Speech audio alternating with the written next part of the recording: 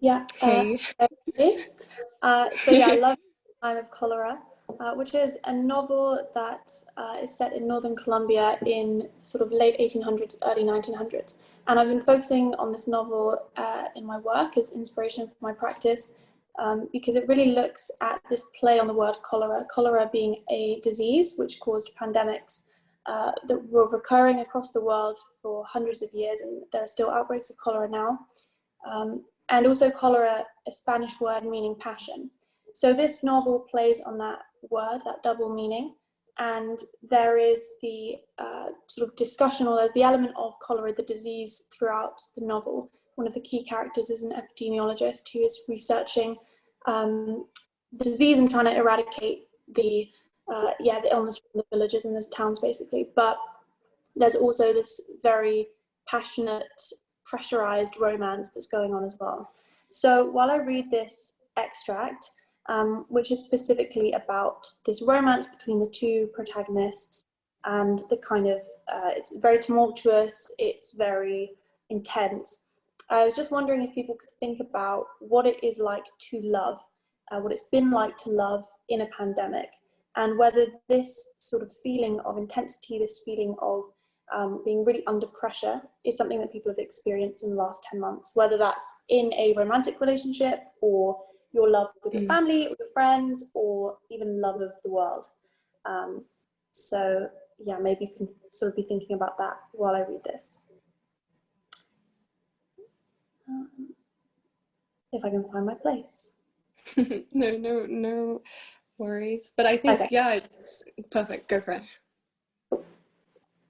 She turned her head and saw, a hand spread from her eyes, those other glacial eyes, that livid face, those lips petrified with fear, just as she had seen them in the crowd at midnight mass the first time he was close to her.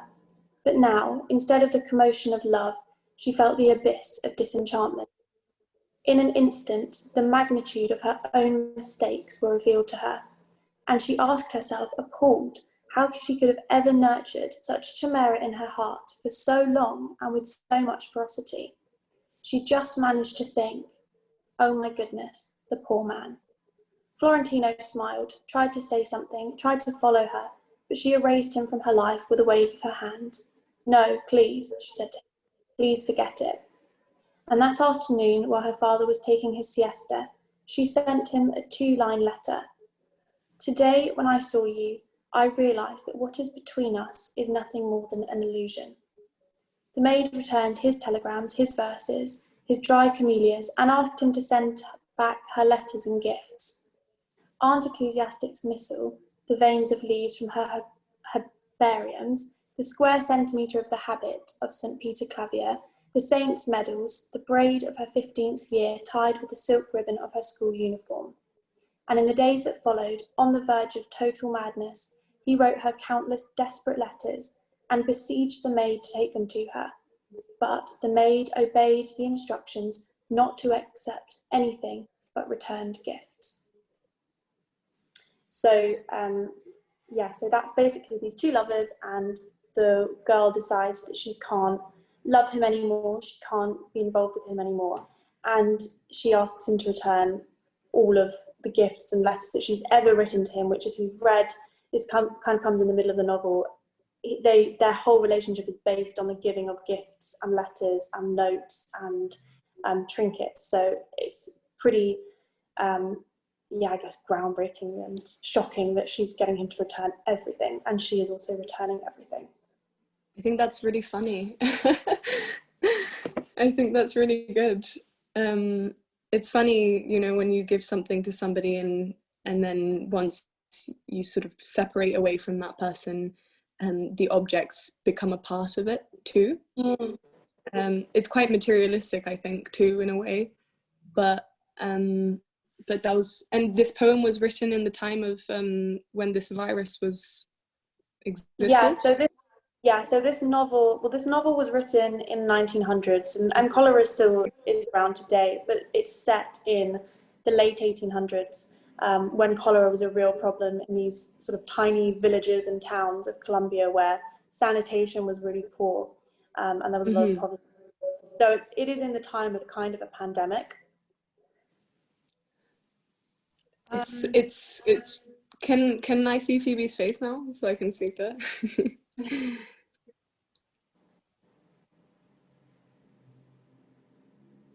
Apparently you can't. Have I Can I frozen? not? Ah, hey. Hey. I'm gonna share my video too. Um, Also, we just urge everybody, if you have anything to say, please say it. Don't be shy. I know it can be maybe slightly intimidating or strange, especially because we're doing this virtually. But I think there's not much of an option, especially during this pandemic. And, you know, why not try new things such as virtual exhibitions? So, I mean, I know that I have some things to say, but I want to Yeah. let other people go first. Why don't you get the ball So if rolling? does any, yeah, I can get the ball Um, rolling. Like, or Yasmin, maybe do you want I to don't know. It's up to you. I mean, I was just gonna say like go for it? I kind of relate because it's unfortunately during COVID I actually had to break up with my boyfriend of 2 years due to being emotionally detached, and so this it kind of get bring back all those like feelings, and it's like it defo can relate. And for a time I did fall out of love, and I just didn't have any touch with my emotions and feelings anymore. So this was something I could 100% relate to, and you did an amazing job, especially reading it and putting a lot of emotion into it. I really felt that, so good job on your part. That's interesting. I think that you say that because um, when you said detach from your emotions, I can what it sort of seems like it all links together in terms of losing your sense of taste, losing your sense of smell, maybe also losing your sense of of emotion and of love towards other people, whether that be a boyfriend, a girlfriend, or your parents themselves. I definitely think that personally, I experienced a certain detachment from myself. I think perhaps being isolated for so long gives you so long to think about yourself and to invest and to feel your emotions that maybe it's a natural human reaction to sort of, you know, this is maybe too much for me. I'm going to detach from this and detach from anything else that comes with it, whether that be objects, whether it be letters, whether it be any sort of Mm-hmm. memory that associates you to a time that is so overwhelming. And I think that especially now that we've become so used to being in small groups of people or being alone, um, it further takes you away from that sort of sense of what it is to be human, and can make you feel numb in a way. Yeah, I wonder if people can, maybe if they don't want to talk, they could write in the chat box. Well, yeah, is there Maybe, a chat? yeah, there is a chat box. Yes. If people could write maybe just a word or a line which to them sums up an element of loving during a pandemic. Because I think that people will have had really mixed experiences. For some, love will have been very much at the center. It would have become more intense. It would have become much more what they relied upon to get through. Whereas for other people, it was something that was really taken away. So one of the, ah, Yeah, we yay, have a the, message. Do you want me to I'll read read it. it, or do you want to read it? Go for it. It's interesting because during the lockdown, we all lost some sense of human emotion and tactility. And this character asking for these gifts is, in a way, trying to hold on to that person that's lost.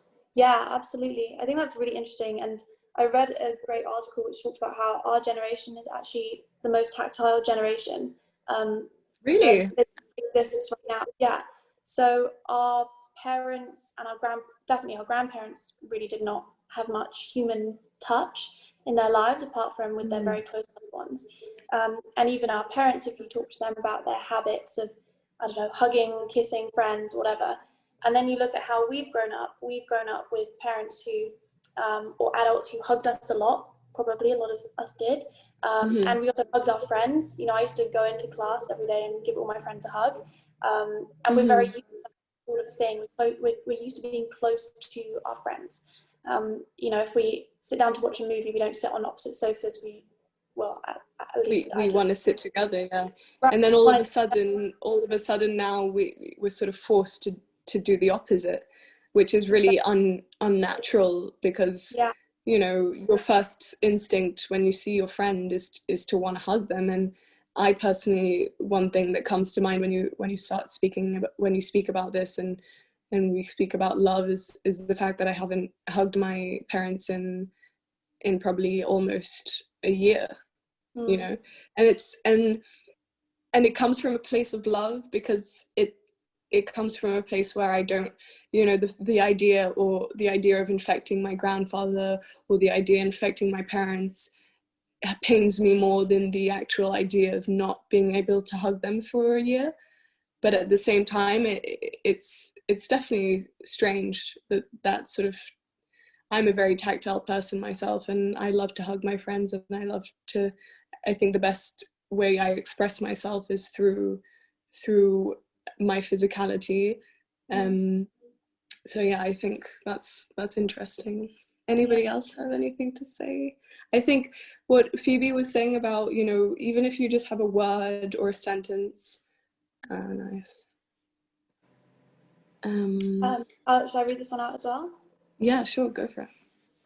So I can definitely, this is Emily, I can definitely relate to what's being said, as I too ended a relationship right at the beginning of lockdown last year in March due to my partner being emotionally abusive.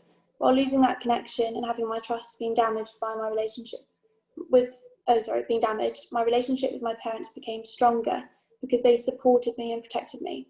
While healing from that experience, while being cut off from everyone around me, I found that the peace and quiet was needed. Thank you so much for that. And then Evie said, love has become necessary. I think that that's so true, and that a lot of people have experienced, like I was saying, some really awful, traumatic things surrounding love, and because love is so fundamental to us as humans, it is possibly the thing that can hurt us the most when it doesn't go right, and that's extremely painful. But it's also the thing that can give us the most life, and it can give us the most hope and the most joy. I think it pains us the most because we're the most vulnerable when we're in that state of love and vulnerability. I think particularly with men, vulnerability is taught to be something to be ashamed of, or to be, you know, embarrassed of, because if you're vulnerable, it means you're weak. But vulnerability or suffering, I think, is one of the things that I learned through this pandemic is not a negative. You know, it is a positive, and being, and you know, going through these hard times just makes your skin stronger and just makes you a stronger person. So I think, yeah. So going through a breakup during COVID has been both a blessing and a curse, as we're isolated and could lean into wallowing. But I also found it allows you to refocus on self-love and reflection. Yeah, I think that there's certainly an element of, just like Matilda was saying, that we've all experienced this time, this space to be quite introspective and to look at ourselves and look at where we are in the world. I think it's also led to people becoming quite perhaps disillusioned with not just love itself or the sort of, I guess, the ideas around that, but also going through a pandemic, seeing how leaders in various countries have dealt with it, seeing the political turmoil has left people feeling quite disillusioned and almost heartbroken in a way. So I think that it's really interesting to think of how personal relationships might be reflected in the relationships within the world. So the kind of more global political relationships. I was wondering actually if whoever's sharing the zine could just I can do that now. Yeah, thank you. So just go to. So I hadn't even thought of that, Phoebe. Yeah. I hadn't even thought about the relationship that we sort of have with our own you know, governments and leaders. It's something that I hadn't thought about, but it's definitely something that's heartbreaking. You know, and this time it's not one individual; it's a whole, you know, nation of people. So. And I wrote What page? the page with it's got the poem Love in the Time of COVID. Yeah. So a big part of my practice at the moment has been this series of poems called Love in the Time of COVID. But I just really quickly, before I wrap up, wanted to look at this collage, which is really simple and just has these words, love you sober. And this was after one night I'd had a really vivid dream where somebody was crying and they just kept saying, I just want to love you sober. And I don't really know who it was. I don't remember much from the dream. I often have nightmares and it was quite a horrible dream. But I really remember these three words, love you sober. And just this idea that we lean into so many, I guess, vices or elements that we can use to control our emotions, such as alcohol or drugs or other kind of habits or behaviors or whatever, in order to try and create these boundaries and these spaces in which we can feel things. And actually, perhaps the most risky thing or the most dangerous thing is to love somebody completely sober and to take with it all the pain and the hurt that will come from that. But also, yeah, so just that's my kind of closing thought on this. Thank you so much for those who contributed. I have a final question. I feel like we've sort of discussed, the pain in which that we've experienced love throughout this time. But I'm wondering if anybody who's here on the call has anything to say about perhaps something positive. Something, is anybody fallen in love? Has anybody who said that they sort of reestablished a relationship with their parents? I thought that was really interesting. So maybe somebody has something to say about that. How maybe love has come to them in a positive light during this time. Calling your friends more often. I think that's very important. I've definitely also felt like I've reconnected with friends of mine. We do live in an age where we're allowed to FaceTime and we're allowed to communicate with each other like we haven't before. And Sharifa, do you have any? Yeah, do you have one? Oh my gosh, me and this guy are in our talking stage and we both really like each other. It's kind of bittersweet because he's in America and we're 6 hours apart. So it's really sweet, and I'm in a very happy and good place, and I'm starting to be in touch with my emotions again. But then there's this thing of time and distance and working around just trying to talk to each other. So I guess it's one positive, but it's also quite bittersweet as well. I mean, yeah, I think it sort of depends on how our outlook is, and I think now during this period we're all very distant from one another. We're not allowed to sort of travel in the way that we used to, or we're not allowed to. There's a lot of limitations to life right now, but I think just the fact that you've sort of become more in tone and in touch with your emotional side and have allowed yourself to feel that way is a positive, and I think that's really nice. 100%. Cool. Phoebe, do you want to say anything to sort of wrap up this stage before we move on to Abby's video?